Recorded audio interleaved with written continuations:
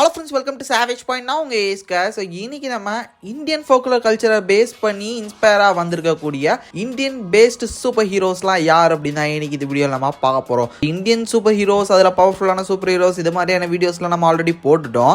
But இந்த video வந்து பார்த்தீங்கன்னா இந்தியன் ஃபோக்குலர் கல்ச்சரை இன்ஸ்பயர் ஆகி இந்தியன் ஃபோக்குலர் கல்ச்சருக்கு ரிலேட்டடாக வந்திருக்கக்கூடிய கேரக்டர்ஸ்லாம் யார் அப்படின்னா இந்த வீடியோவில் பார்க்க போகிறோம். அதனால் இந்த வீடியோவை ஸ்கிப் பண்ணாமல் ஃபுல்லாக பாருங்கள். சரி, வாங்க நம்ம வீடியோக்குள்ளே போகலாம்.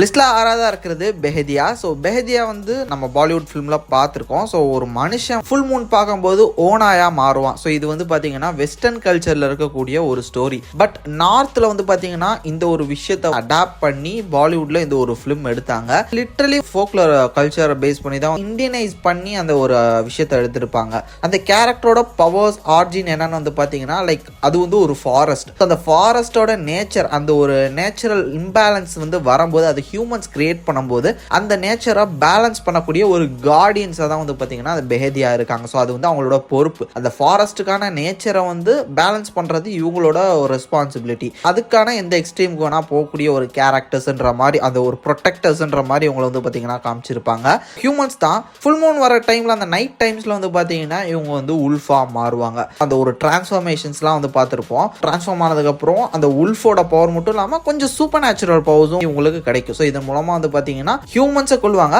பட் இவங்களுக்கு வந்து மரணம் இருக்குது. போலீஸ் வந்து ஷூட் பண்ணும்போது வந்து பார்த்தீங்கன்னா அதன் மூலமாக சாகிற மாதிரி, அதன் மூலமாக சஃபர் ஆகிற மாதிரியான சீக்வன்சஸ்லாம் வந்து காமிச்சிருப்பாங்க. மேபி இவங்களுக்கு இந்த ஒரு ஃபிலிமில், இந்த ஒரு ஆர்ஜினில் மேபி அவங்களுக்கு இன்னும் கொஞ்சம் அப்கிரேடட் பவர்ஸ் வந்து கிடைக்கிற மாதிரி காட்டலாம். பட் இப்போ வரையும் வந்து பார்த்தீங்கன்னா ஒரு பேசிக்கான அனிமல் பவர் தான் இவங்களுக்கு இருக்குது. மேபி ஒரு ஹியூமனை கொல்லலாம், பட் ஒரு புல்லட் அட்டாக் பண்ணாலே வந்து பார்த்தீங்கன்னா இவங்க வந்து இன்ஜூர் ஆகிற மாதிரியான சுச்சுவேஷன் தான் இருக்குது.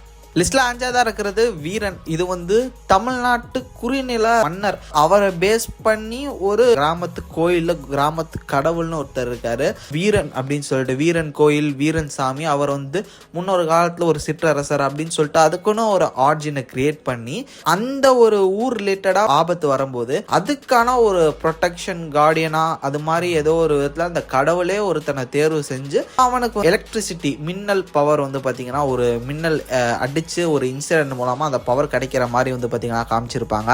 தண்டர் பவர்ஸ் வந்து கண்ட்ரோல் பண்ணக்கூடிய கேரக்டரா காமிச்சிருப்பாங்க. தண்டர், எலக்ட்ரிசிட்டி இதெல்லாம் வந்து பாத்தீங்கன்னா தன்னோட பாடி மூலமா கண்ட்ரோல் பண்ண முடியும். அது மூலமா இருக்கக்கூடிய எலக்ட்ரோ மேக்னெட்டிக் பவர் வச்சு ஒரு சில மணி நேரங்கள் அவங்களோட மைண்டை வந்து சேஞ்ச் பண்ண முடியும். ஜோக்கர் மாதிரி அவங்கள வந்து பிஹேவ் பண்ண வைக்க முடியும். ஸோ இது மட்டும் இல்லாம தண்டர் அட்டாக் பண்ணக்கூடிய பவர்ஸ் இருக்கிற மாதிரி இது மாதிரிலாம் வந்து பாத்தீங்கன்னா காமிச்சிருப்பாங்க. ஸோ ஒரு வில்லேஜ், ரூரல் வில்லேஜ் இருக்கக்கூடிய ஃபோக்லர் கல்ச்சரை பேஸ் பண்ணி இந்த ஒரு சூப்பர் ஹீரோவா காமிச்சிருப்பாங்க.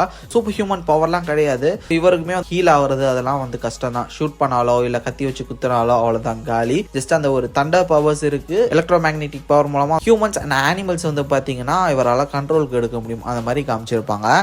லிஸ்ட்ல 4ஆவதா இருக்கிறது பஞ்சுருளி. காண்டாரா ஃபிலிம்ல வந்து பாத்தீங்கன்னா இந்த ஒரு காடை நம்ம பார்த்திருப்போம். ப்ரொடெக்டர் ஆஃப் நேச்சர் அப்படின்னு சொல்லலாம். அண்ட் பேலன்ஸ், சரி சமமா எல்லாருக்கும் எல்லாம் கிடைக்கணும், அதர்மத்தை எதிர்த்து போராடுற ஒரு கேரக்டர் மாதிரி ஒரு காடா வந்து பாத்தீங்கன்னா காமிச்சிருப்பாங்க. அது வந்து ஊர் மக்களுக்கு எப்போ ஒரு அநீதி நடக்குதோ அப்போ ஒரு அவதாரம் வந்து பாத்தீங்கன்னா சூஸ் பண்ணுவோம். லைக் ஒரு ஹியூமன் பாடி வந்து சூஸ் பண்ணி அங்க இருக்கக்கூடிய அதர்மத்தை சரிப்படுத்தும் அப்படின்றது வந்து ஒரு கல்ச்சுரல் ஸ்டோரின்னு வச்சுக்கலாமே. அது காலகாலமா நடக்குது. அந்த ஒரு காலகாலமா நடக்கிற ஈவெண்ட்ஸ் தான் வந்து பாத்தீங்கன்னா காந்தாரா 1 அண்ட் காந்தாரா 2 இப்ப சாப்டர் 1 லெஜெண்டா காமிச்சிருக்கக்கூடிய படங்கள்ல அந்தந்த காலகட்டத்துல சூஸ் பண்ண ஹியூமன்ஸ் வச்சு அந்த டைம்ல அந்த வில்லேஜ்ல இருக்கக்கூடிய மக்களுக்கு எதிராக நடந்த திட்டங்களை, சதிய, அந்த ஒரு அநீதியை எப்படி ஜெயிச்சாரு அப்படின்றதான் வந்து பாத்தீங்கன்னா இந்த காந்தாரா பிலிம்ல நம்ம பார்த்திருப்போம். லிட்டரலி வந்து பாத்தீங்கன்னா இது வந்து ஒரு காட். ஸோ அப்படி பார்க்கும்போது இம்மர்சிவான ஒரு காட்லி பவர் இருக்கும். இது மட்டும் இல்லாம காந்தாரா சாப்டர் 1ல வந்து பாத்தீங்கன்னா ஒரு பயங்கரமான ஒரு பீயிங்கோட ரிஷப் ஷெட்டி ஃபைட் பண்ற மாதிரியான சீக்வன்சஸ்லாம் வந்து காமிச்சிருப்பாங்க. கிட்டத்தட்ட வந்து பாத்தீங்கன்னா அன்ஸ்டாப்பபிள் தான். ஏன்னா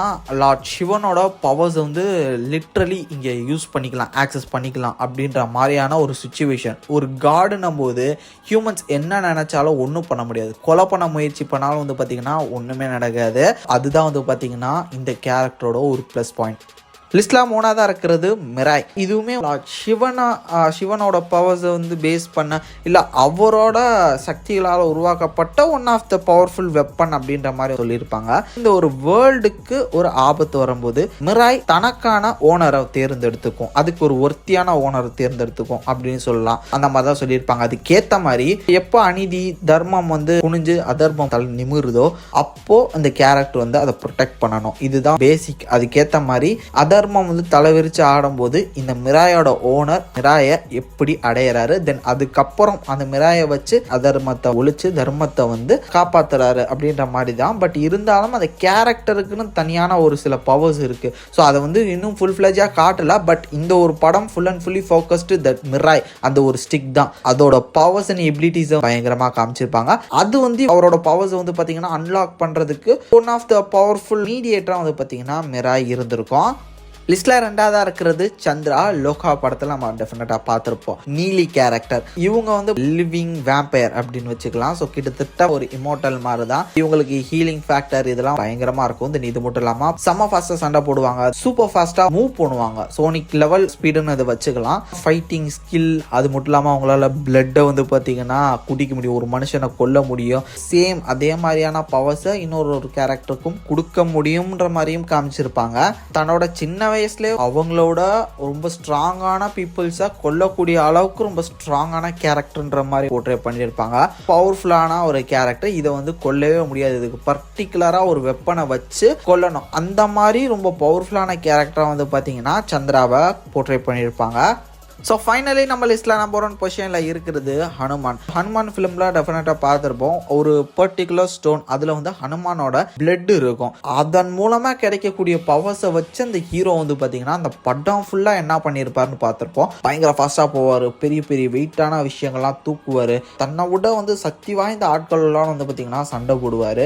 படத்தோட கிளைமேக்ஸில் அந்த ஸ்டோனோட அந்த பிளட் வந்து பார்த்தீங்கன்னா அவரோட கண்ணில் பட்டுரும். கிட்டத்தட்ட ஹனுமானோட பிளட் வந்து பார்த்தீங்கன்னா இவரோட உடலில் கலந்துருச்சு அப்படின்ற மாதிரி காமிச்சிருப்பாங்க. ஹனுமான் எந்த அளவு ஒரு பவர்ஃபுல்லான கேரக்டர், ஒரு பவர்ஃபுல்லான காட்லி பீயிங் நம்ம எல்லாருக்குமே தெரியும். அதில் இருக்கக்கூடிய ஜஸ்ட் 1 drop ஆஃப் பிளட் தான் வந்து பார்த்தீங்கன்னா இவரோட ஹியூமன் பாடியில் மிக்ஸ் ஆயிருக்கு. அப்படி பார்க்கும்போதே வந்து பார்த்தீங்கன்னா லிட்ரலி அவரோட பவர்ஸில் ஒரு பர்டிகுலர் போர்ஷனை வந்து பார்த்தீங்கன்னா ஒரு அட்டைன் பண்ண மாதிரி காமிச்சிருப்பாங்க. அதில் ரொம்ப பவர்ஃபுல்லான கேரக்டர் வந்து பார்த்தீங்கன்னா போர்ட்ரே பண்ணியிருப்பாங்க. அதனால நிச்சயமாக one of the powerful character வந்து பார்த்தீங்கன்னா இந்த லிஸ்ட்டில் ஹனுமான் தான் இருக்காரு. அதனால தான் லிஸ்ட்டில் நம்பர் 1 பொசிஷனில் நான் வச்சிருக்கேன்.